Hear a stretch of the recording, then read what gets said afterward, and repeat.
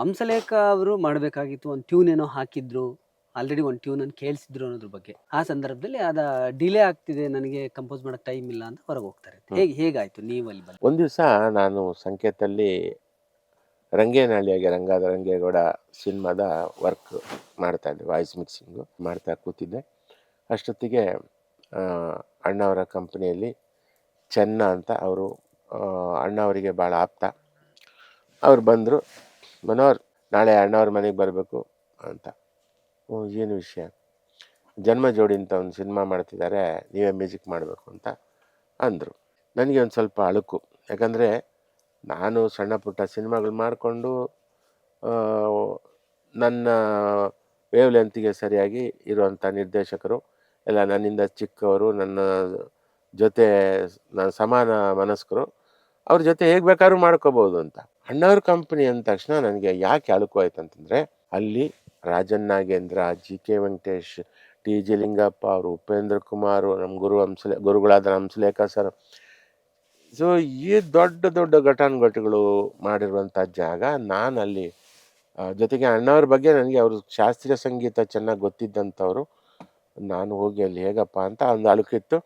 ನಾನು ತಪ್ಸೋಕೆ ನೋಡಿದೆ, ಯಾವೆಲ್ಲ ಆಗಲ್ಲ, ನೀವು ನಾಳೆ ಬರಲೇಬೇಕು ಅಂದರು. ಹಾಗೆ ಅಲ್ಲಿ ಹೋದೆ. ಜನ್ಮದ ಜೋಡಿ ಕತೆ ಎಲ್ಲ ಕೇಳಿಕೊಂಡು, ನಾಗಾಭರಣವರು ಸಾಂಗ್ ಸಿಚುವೇಶನ್ ಎಲ್ಲ ಹೇಳ್ಕೊಂಡು ಅದು ಇದಾಯಿತು. ಆಮೇಲೆ ನಿಧಾನ ಗೊತ್ತಾಯಿತು, ನಮ್ಮ ಗುರುಗಳು ಹಂಸಲೇಖ ಸರ್ ಅವರು 1-2 ದಿನ ಕಂಪೋಸಿಂಗ್ ಕೂತಿದ್ರು. ಆವಾಗ ಅವರು ಸುಗ್ಗಿ ಅಂತ ಅವರ ಮಗನ ಹಾಕ್ಕೊಂಡು ಸಿನಿಮಾ ಮಾಡೋದಕ್ಕೆ ತಯಾರಿ ಮಾಡ್ತಾಯಿದ್ರು. ಹಾಗಾಗಿ ಏಕಾಗ್ರತೆ ಬರ್ತಾಯಿಲ್ಲ ನನಗೆ. ಈ ಸಿನಿಮಾ ನಾನು ಮಾಡಲ್ಲ, ಬಿಟ್ಬಿಡಿ ಅಂತ ಅವರು ಹೇಳಿದರು ಅಂತ ನಾಗಾಭರಣ ಅವರು ಹೇಳಿದರು ನನಗೆ. ಆಮೇಲೆ ಪ್ರಕಾಶ್ ರಾಜ್ ಮೇಹು ಅಂತ ಆ ಸಿನಿಮಾಕ್ಕೆ ವರ್ಕ್ ಮಾಡಿದವರು, ಅವರು ನನಗೆ ಹೇಳಿದರು, ಸಾರ್ ಮಾಡಬೇಕಾಗಿತ್ತು, ಅವರು ನಾನು ಮಾಡಲ್ಲ ಅಂದರು. ಅಣ್ಣವರಿಗೆ ಸ್ವಲ್ಪ ಮುಜುಗರ ಆಯಿತು. ಯಾಕಂದರೆ ಇಲ್ಲಿವರೆಗೆ ಮ್ಯೂಸಿಕ್ ಡೈರೆಕ್ಟ್ರು ಅಣ್ಣವ್ರ ಕಂಪ್ನಿಯಲ್ಲಿ ಮಾಡಲ್ಲ ಅಂತ ಹೇಳಿದವರು ಯಾರೂ ಇಲ್ಲ, ಇವ್ರು ಹಿಂಗೆ ಹೇಳಿದ್ರಲ್ಲ ಅಂತ. ಆಮೇಲೆ ಅವರು ಯಾರ ಕೈಯಲ್ಲಿ ಮಾಡಿಸೋದು ಇದನ್ನು ಅಂತ ವರದಣ್ಣ ಮತ್ತು ಅಣ್ಣವರು ಡಿಸ್ಕಸ್ ಮಾಡ್ತಿದ್ದಾಗ ಅಣ್ಣವರೇ ಆ ಹಾಡು ಮಾಡಿದ್ರಲ್ಲ, ಓ ಮಲ್ಲಿಗೆ ನಿನ್ನೊಂದಿಗೆ, ಆ ಹಾಡು ಮಾಡಿದ್ರಲ್ಲ ಮನೋಹರು, ನಮ್ಮ ಗೆಜ್ಜೆನಾದಾಗೆಲ್ಲ ಮಾಡಿದ್ರಲ್ಲ, ಅವ್ರನ್ನೇ ಕರೀರಿ ಅಂತ. ಹಾಗೆ ನನ್ನನ್ನು ಕರೆಸಿ ಮಾಡಿಸಿದ್ರು, ನನ್ನ ಕೈಲಿ ಮಾಡಿಸಿದ್ರು. ಕ್ಲಿಕ್ ಆಯಿತು. ಆಮೇಲೆ ಒಂದು ದಿನ ಗೊತ್ತಾಯಿತು, ನಮ್ಮ ಸಾರ್ ಮಾಡಬೇಕಾಗಿತ್ತು ಅಂತ. ಸೊ ಅದೊಂದು ರೀತಿಯಲ್ಲಿ ಈ ವಿಧಿ ಲಿಖಿತ ಅಷ್ಟೆ. ಸಾರ್ ಬೇಡ ಅಂದಿದ್ದು, ಸಾರ್ ಮಾಡಲ್ಲ ಅಂತ ಬಿಟ್ಟಿದ್ದು, ಅದು ನನಗೆ ಸಿಕ್ಕಿರೋದು. ಅದೇ ಥರ ಇನ್ನೊಂದು ಘಟನೆ ಮಾಂಗಲ್ಯಂ ತಂತು ನಾನೇನ, ಅದು ಹಾಗೇನೆ ಆಯಿತು. ನಾನು ರವಿ ಸರ್ದು ಸಿನಿಮಾ ಮಾಡೋದು ಅದು ನನ್ನ ಇದರಲ್ಲಿ ಇಲ್ಲವೇ ಇಲ್ಲ, ನನ್ನ ಕಲ್ಪನೆಯೇ ಇಲ್ಲ. ರವಿ ಸರ್ ಸಿನಿಮಾ ಅಂತಂದರೆ ಅಲ್ಲಿ ನಮ್ಮ ಗುರುಗಳು ಹಂಸಲೇಖ ಸರ್, ಆ ಕಾಂಬಿನೇಷನು ಅದು ಪಕ್ಕಾ ಕಾಂಬಿನೇಷನ್. ಅದು ಇವ್ರದ್ದು ವಿಜುವಲ್, ಅವ್ರದ್ದು ಮ್ಯೂಸಿಕ್, ಆಡಿಯೋ ವಿಡಿಯೋ, ಅದು ಅಷ್ಟೊಂದು ಮ್ಯಾಚಿಂಗ್ ಅದು. ಆಮೇಲೆ ಅಷ್ಟು ಚೆನ್ನಾಗೂ ಬಂದಿದೆ ಅಲ್ಲ.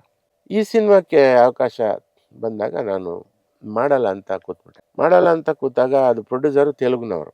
ಅವರು ಯಾಕೆ ಇದು ಅವ್ರಿಗೆ ವಿಚಿತ್ರ ಅಲ್ಲೇ, ಒಂದು ರವಿಚಂದ್ರನ್ ಅವರ ಸಿನಿಮಾನ ಇವನು ಮಾಡಲ್ಲ ಅಂತಾನೆ, ಇವನು ಯಾವನೇ ಹುಚ್ಚ.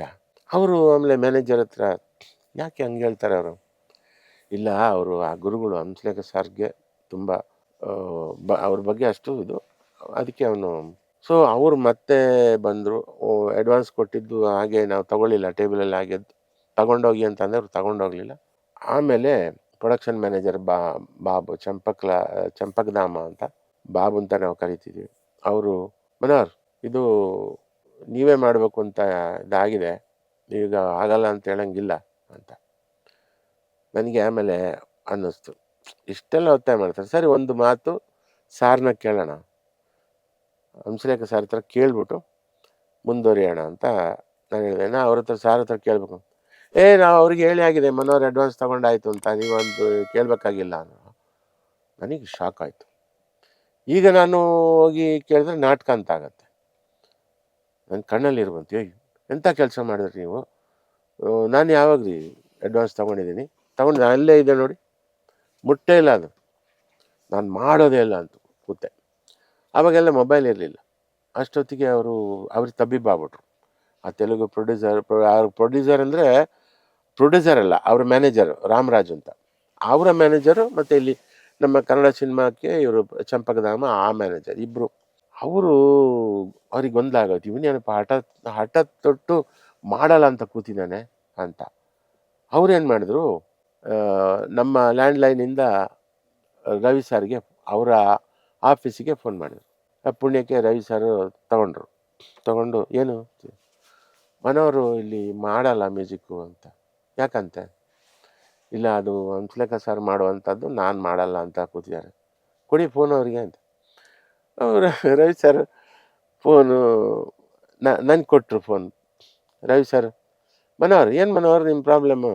ಇಲ್ಲ ಸರ್, ಅದು ಸಾರ್ ಮಾಡುವಂಥದ್ದು, ನಾನು ನಿಮ್ಮ ಇದಕ್ಕೆ ಎಲ್ಲ ಮಾಡೋಕ್ಕೆ ಅಷ್ಟು ಯಾರೀ ನೀವು, ನಿಮ್ಗೆ ಹೇಳೋದು ಸಾರ್ಗೆ ಇನ್ನೊಂದು ಸಿನಿಮಾ ಪ್ರೀತಿಸೋತಪ್ಪ ಆಗಲೇ ಕೊಟ್ಟಿದ್ದೀವಿ, ಪ್ರೊಡ್ಯೂಸರ್ ಡಿಸಿಷನ್ ಇದು, ನಂದು ಅಲ್ಲ ನಿಮ್ಮದು ಅಲ್ಲ.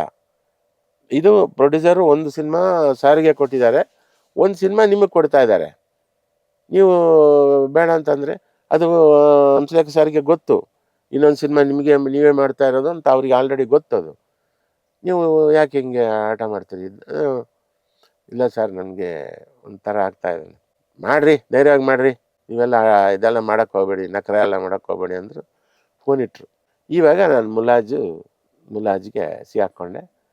ನಾನು ಈಗ ಏನಂತಂದರೆ, ಈಗ ಮಾಡಿದ ಮೇಲೆ ನಮ್ಮ ಗುರುಗಳ ಮರ್ಯಾದೆ ಉಳಿಸ್ಕೋಬೇಕು.